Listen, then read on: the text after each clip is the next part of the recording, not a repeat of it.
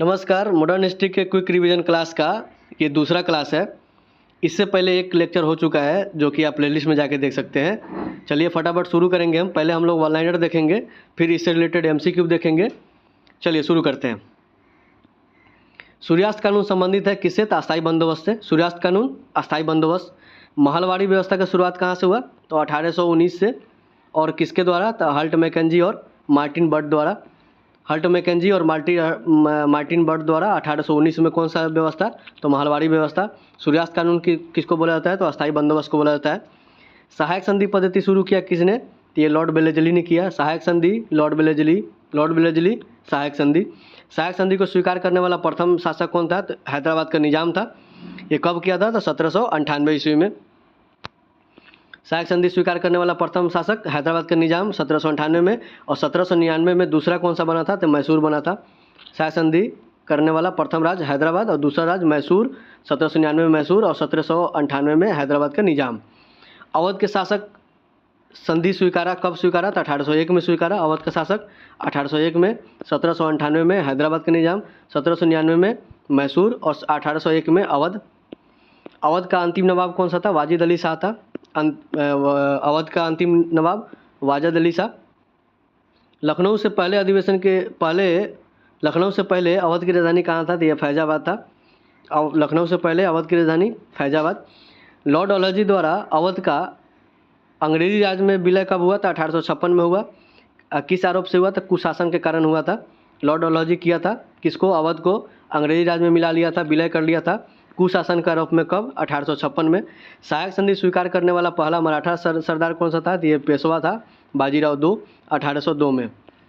बाजीराव द्वितीय सहायक संधि स्वीकार करने वाला प्रथम मराठा सरदार था। कब किया था? तो 1802 में किया था। बेसिन की संधि कब हुई थी? तो 1802 ईस्वी में हुआ था बेसिन का संधि। 1802। अंग्रेजों द्वारा सिंध पर विजय कब हुआ था? तो 1843 में। लॉर्ड एलनबरो के समय में हुआ था। उस समय वायसराय था लॉर्ड एलनबरो। अंग्रेजों का सिंध का विजय, अंग्रेजों के ऊपर सिंध का विजय कब किया था? तो 1843 में लॉर्ड एलनबरो के समय में हुआ था। सिंध पर विजय अंग्रेजों द्वारा 1843। विधवा पुनर्विवाह अधिनियम एक कार्यान्वित कब हुआ या फिर लागू कब हुआ? तो ये हुआ लॉर्ड कैनिंग के शासनकाल में। कब? 1856 में। 1856 में लॉर्ड कैनिंग के शासनकाल में विधवा पुनर्विवाह अधिनियम लागू हुआ। और 1 नवंबर 1858 को महारानी विक्टोरिया का घोषणा पत्र को पढ़कर कौन सुनाया था? तो उस समय के वायसराय लॉर्ड कैनिंग ने सुनाया था। भारत का प्रथम वायसराय बना ये। और इलाहाबाद में ये सुनाया था घोषणा पत्र किसका? महारानी विक्टोरिया का। महारानी विक्टोरिया भारत के सामग्री घोषित कब हुई? तो ये 1858 में हुई। और केसरी हिंद का उपाधि उनको मिला 1877 में। महारानी विक्टोरिया भारत की सामग्री घोषित हुई 1858 में और 1877 में उनको केसरी हिंद का उपाधि दे दिया गया। वाटरलू जो बेल्जियम में है उसका युद्ध कब हुआ था? तो 18 जून 1815 में हुआ था। 18 जून 1815 में वाटरलू का युद्ध हुआ था। सुगौली का संधि कब हुआ था? तो 1816 में हुआ था। सुगौली का संधि 1816। लॉर्ड मैकाले संबंधित है किससे? तो अंग्रेजी शिक्षा से। और ये 1835 में मैग्ना कार्टा लेके आया था लॉर्ड मैकाले। अंग्रेजी शिक्षा 1835।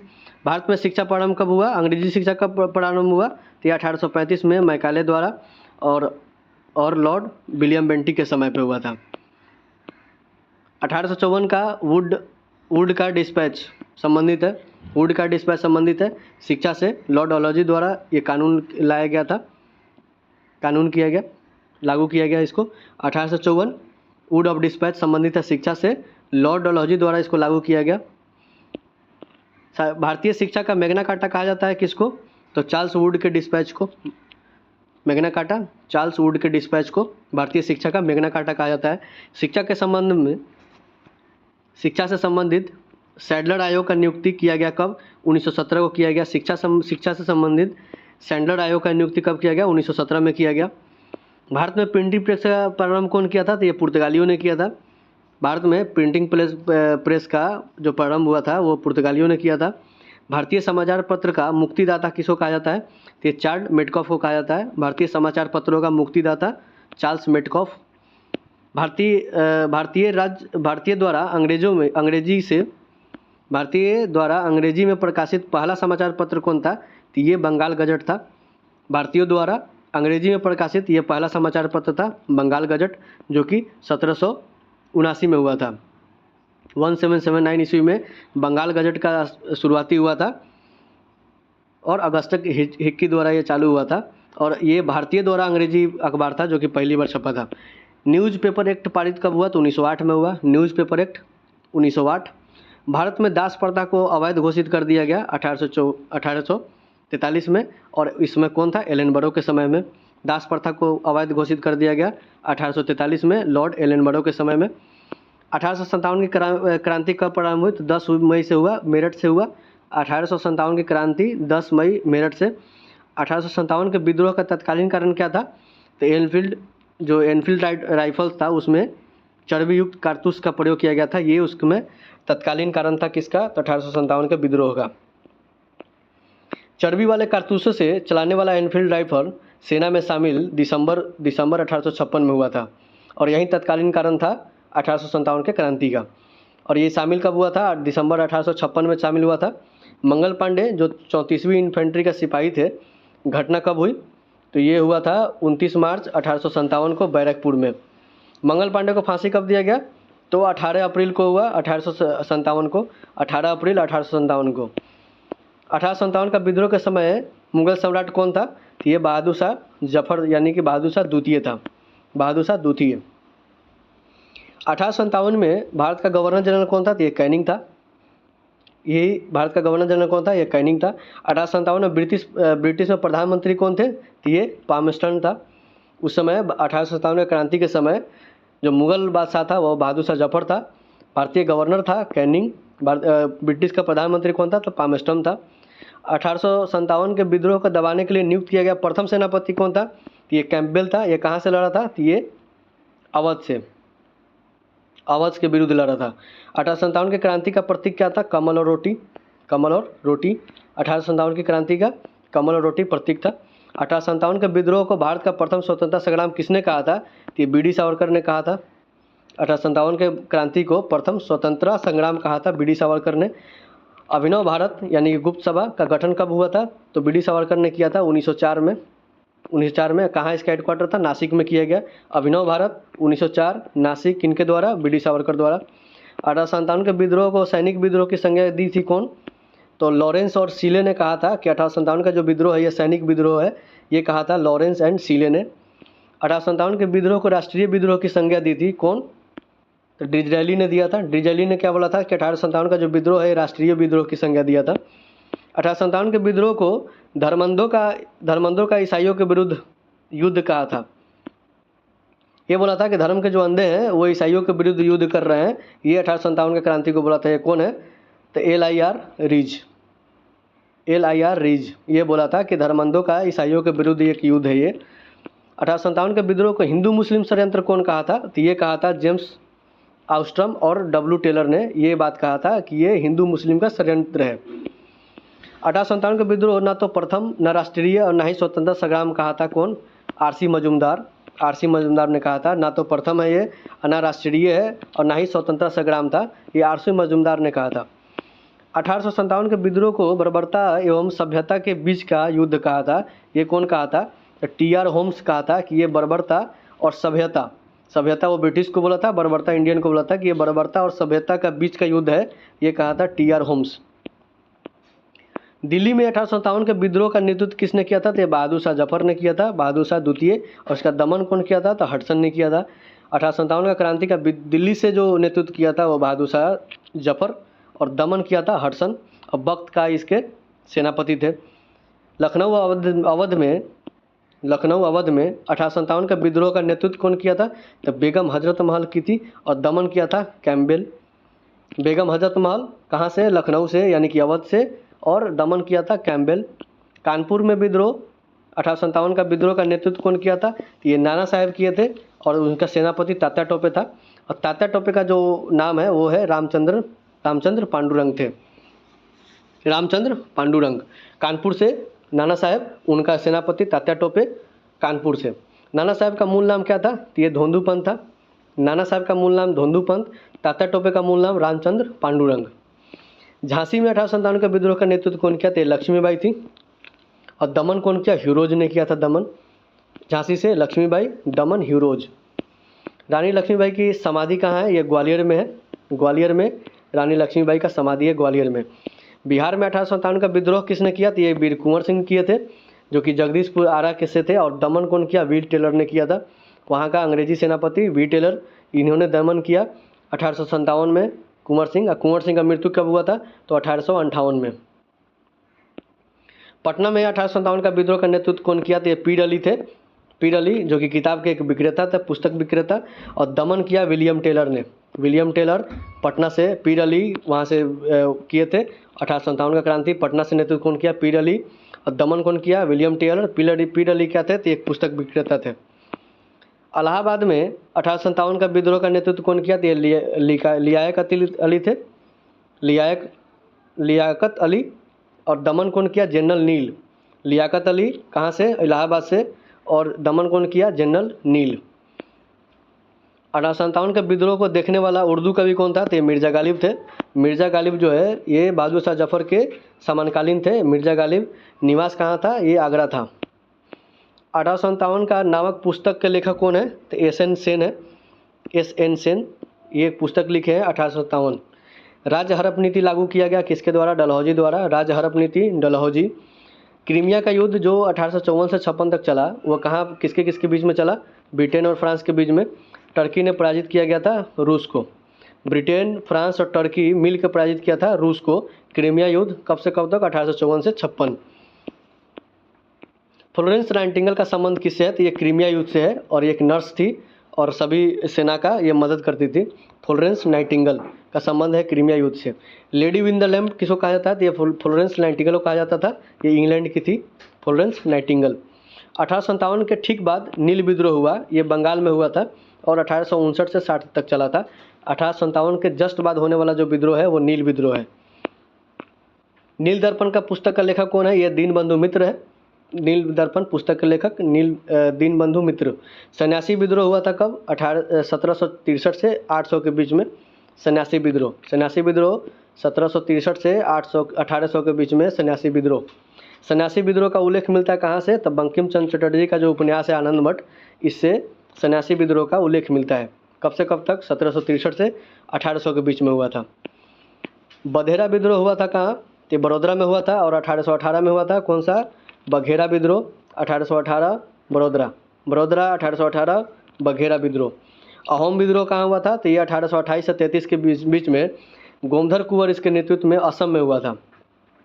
1828 से 33 के बीच में अहोम विद्रोह असम में किसके द्वारा? गोमधर कुंवर के द्वारा हुआ था। कोल विद्रोह हुआ था कहाँ?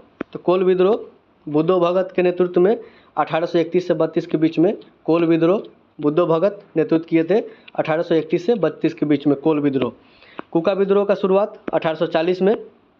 1840 में कुका विद्रोह का शुरुआत हुआ था और भगत जवाहर मल एवं राम सिंह कुका द्वारा पंजाब में राम सिंह कुका और भगत जवाहर मल द्वारा 1840 में कौन सा विद्रोह? कुका विद्रोह। कहाँ पे? पंजाब में। संथाल विद्रोह कहाँ हुआ था? तो संथाल विद्रोह हुआ था सिद्धू और कानू के नेतृत्व में 1855 से 56 ईस्वी के बीच में। संथाल विद्रोह सिद्धू और कानू के नेतृत्व में 1855 से 56 ईस्वी में। संथाल विद्रोह सिद्धू और कानू 1855 से 56। मुंडा आदिवासियों का विद्रोह हुआ था। तो मुंडा आदिवासियों का विद्रोह कब हुआ था? तो 1899 से 1900 के बीच में।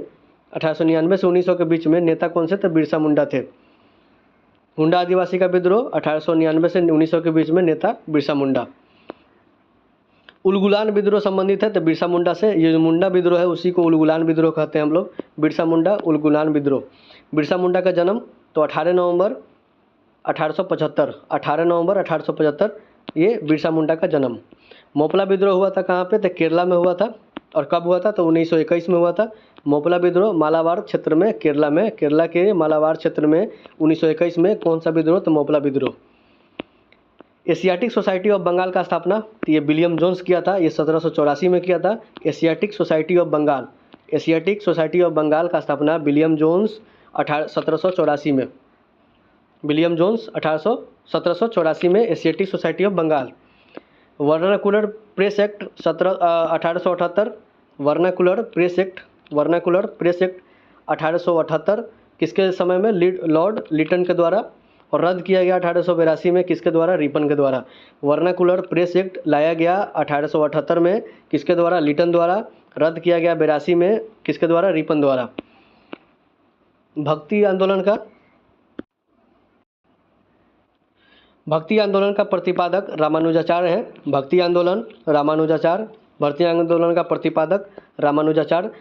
भारतीय पुनर्जागरण का पिता और भारतीय राष्ट्रवाद के पैगंबर यानी कि जनक, आधुनिक भारत के पिता या युगदूत कहा जाता है। ये सभी किसको बोला जाता है? तो राजा राम मोहन राय को क्या क्या बोला जाता है? तो भारतीय पुनर्जागरण का पिता, भारतीय राष्ट्रवाद के पैगंबर या जनक, आधुनिक भारत के पिता या युगदूत बोला जाता है किसको? राजा राम मोहन राय को। आत्मीय सभा का स्थापना 1815 में, आत्मीय सभा का स्थापना 1815 में राजा राम मोहन राय द्वारा कहाँ पे किया गया? कोलकाता में किया गया। आत्मीय सभा का स्थापना 1815 कोलकाता में राजा राम मोहन राय। ब्रह्म समाज का स्थापना 20 अगस्त 1828 को राजा राम मोहन राय। ब्रह्म समाज 20 अगस्त 1828 राजा राम मोहन राय। अब ब्रह्म समाज का सिद्धांत आधारित है किस पे? तो एक ईश्वरवाद के उपासना पर, एक ईश्वरवाद के उपासना पर आधारित है ब्रह्म समाज का सिद्धांत। भारतीय आदि ब्रह्म समाज की स्थापना, तो भारतीय आदि ब्रह्म समाज का स्थापना 11 नवंबर 1866 को केशव चंद्र सेन। आदि ब्रह्म समाज स्थापना 11 नवंबर 1866 केशव चंद्र सेन। राजा राम मोहन राय की राजा को उपाधि कौन दिया था? तो ये मुगल सम्राट था अकबर द्वितीय। ये राजा को उपाधि दिया था अकबर द्वितीय। राजा राम मोहन राय का मृत्यु कब हुआ? तो ये मृत्यु हुआ था ये ब्रिस्टन इंग्लैंड में। राजा राम मोहन का मृत्यु ब्रिस्टन इंग्लैंड में। और रामकृष्ण मिशन का स्थापना 1897 में किसके द्वारा? स्वामी विवेकानंद द्वारा। कहाँ पे? बेलूर में, कोलकाता में। बेलूर में, कोलकाता में स्वामी विवेकानंद द्वारा 1897 में कौन सा मिशन? तो रामकृष्ण मिशन। विवेकानंद का बचपन का नाम क्या है? तो नरेंद्र दत्त है। नरेंद्र विवेकानंद का बचपन का नाम। मानव की सेवा ईश्वर की सेवा है, कौन कहा था? तो ये स्वामी विवेकानंद बोले थे, मानव की जो सेवा है वो ईश्वर की सेवा है। 1893 में शिकागो में आयोजित हुआ था विश्व धर्म सम्मेलन, उसमें भाषण दिए थे कौन? स्वामी विवेकानंद। कब हुआ था? 1893 में। कहाँ हुआ था? शिकागो में विश्व धर्म सम्मेलन हुआ था, उसमें भाषण दिए थे स्वामी विवेकानंद ने। आर्य समाज का स्थापना 17 अप्रैल 1875। आर्य समाज का स्थापना 7 अप्रैल 1875 को दयानंद सरस्वती द्वारा। दयानंद सरस्वती का मूल नाम क्या है? तो मूल शंकर है। और कहाँ किया गया था? तो बम्बई में किया गया था। भारत भारतीयों के लिए ये नारा कौन दिया था? तो भारत जो है भारतीयों के लिए ये आर्य समाज के द्वारा दिया गया था। और आर्य समाज का स्थापना 1875 कहाँ पे? मुंबई में। किसके द्वारा? दयानंद सरस्वती द्वारा। सत्यार्थ प्रकाश का रचना दयानंद सरस्वती। सत्यार्थ प्रकाश दयानंद सरस्वती। वेदों की ओर लौटे का नारा दयानंद सरस्वती। वेदों की ओर लौटो दयानंद सरस्वती। भारत का मार्टिन लूथर किंग कहा जाता है किसको? तो स्वामी विवेकानंद को। भारत का Martin Luther king Swami Vivekananda. सर्वप्रथम स्वराज शब्द का प्रयोग कौन किया था? तो ये स्वामी दयानंद सरस्वती किए थे। स्वराज शब्द का प्रयोग दयानंद सरस्वती। चलिए इससे रिलेटेड हम लोग MCQ देख लेते हैं। इससे रिलेटेड अब हम लोग MCQ देख लेते हैं। पहला क्वेश्चन है कि मोपला विद्रोह सर्वप्रथम कहाँ हुआ था? तो अभी देखें हम लोग मोपला विद्रोह जो है ये केरल के मालाबार तट पे हुआ था। तो ऑप्शन नंबर क्या हो जाएगा? बी, केरल के मालाबार तट। अहोम विद्रोह का नेतृत्व किसने किया था? तो अहोम विद्रोह किसका नेतृत्व? अहोम विद्रोह कहाँ हुआ था? आसाम में हुआ था। और इसका गोमधर कुंवर, ऑप्शन नंबर सी, गोमधर कुंवर। उलगुलान विद्रोह का नेतृत्व किसने किया था? तो उलगुलान विद्रोह जो है उसी को बिरसा मुंडा विद्रोह कहा जाता है। और इसका नेतृत्व कौन किया था? तो बिरसा मुंडा किए थे। कब से कब तक? तो 1899 से लेकर 1900 के बीच में। सूर्यास्त कानून का संबंध किससे है? तो सूर्यास्त कानून का संबंध है अस्थायी बंदोबस्त से। सूर्यास्त कानून अस्थायी बंदोबस्त। सहायक संधि को स्वीकार करने वाला प्रथम राज्य कौन था? तो सहायक संधि जो है उसको स्वीकार करने वाला प्रथम राज्य था Hyderabad, option number C, Hyderabad. चलिए आगे बढ़ते हैं। एशियाटिक सोसाइटी ऑफ बंगाल का स्थापना कब हुआ था? तो 1884 में हुआ था, 1784 में हुआ था। और स्टार्ट कौन किया था? तो विलियम जोन्स किए थे, option number C, Asiatic Society of Bengal. Asiatic Society of Bengal का स्थापना 1784, विलियम जोन्स। वेदों की ओर लौटो का नारा किसने दिया था? तो वेदों की ओर लौटो नारा दिए थे दयानंद सरस्वती। वेदों की ओर लौटो और भारत भारतीयों के लिए है, ये सभी नारा किसका है? दयानंद सरस्वती का है। रामकृष्ण मिशन का स्थापना तो रामकृष्ण मिशन का स्थापना कि हुआ था 1897 में, किसके द्वारा? स्वामी विवेकानंद द्वारा। स्वामी विवेकानंद 1893 में कहाँ गए थे? शिकागो गए थे धर्म सम्मेलन के लिए। नाना साहेब का मूल नाम क्या था? तो नाना साहेब का मूल नाम था धोंदू पंत, ऑप्शन नंबर ए, धोंदू पंत। भारत में अंग्रेजी शिक्षा का जन्मदाता कौन है? तो भारत में अंग्रेजी शिक्षा का जो जन्मदाता है वो मैकेले है। कब? 1835। दास प्रथा के अंत किसके शासनकाल में हुआ? दास प्रथा का अंत किसके शासनकाल में हुआ? तो ये हुआ लॉर्ड एलनबरो के शासनकाल में। शिकागो में धर्म सम्मेलन जो हुआ था जिसमें स्वामी विवेकानंद गए थे, वो कब का बात है? तो 1893 का बात है वो। 1857 के विद्रोह को किस कवि ने देखा था? 1857 के विद्रोह को मिर्जा गालिब देखे थे। मिर्जा गालिब का घर कहाँ था? आगरा में था, और बहादुर शाह जफर के समानकालीन थे ये। लेडी विद द लैम्प नाम से कौन विख्यात है? तो ये है फ्लोरेंस नाइटिंगेल। ये इंग्लैंड की थी और नर्स थी, बहुत मदद की थी द्वितीय विश्व युद्ध के समय, ये कौन सा? क्रीमिया युद्ध के समय में। चलिए आगे देखते हैं, नील विद्रोह कब हुआ था? नील विद्रोह हुआ था 1859 से 60 के बीच में। नील विद्रोह 1859 से 60। क्वेश्चन नंबर 16, सन्यासी विद्रोह का उल्लेख कहाँ मिलता है? तो सन्यासी विद्रोह का उल्लेख कहाँ मिलता है? तो ये मिलता है आनंद मठ से, बंकिम चंद्र चटर्जी। सत्यार्थ प्रकाश का रचना किसने किया था? सत्यार्थ प्रकाश कौन? दयानंद सरस्वती। सत्यार्थ प्रकाश दयानंद सरस्वती। आत्मीय सभा का स्थापना कब हुआ था? आत्मीय सभा का स्थापना हुआ था 1815 में। आत्मीय सभा का स्थापना 1815। वर्नाकुलर प्रेस एक्ट को कब पारित किया गया? तो वर्नाकुलर प्रेस एक्ट को पारित किया गया 1878 में। Vernacular press act 1878। भारत में भक्ति आंदोलन का जन्मदाता कौन है? तो ये कौन है? ये है रामानुजाचार्य। भारत में भक्ति आंदोलन का जन्मदाता रामानुजाचार्य। भारतीय पुनर्जागरण का पिता किसे कहा जाता है?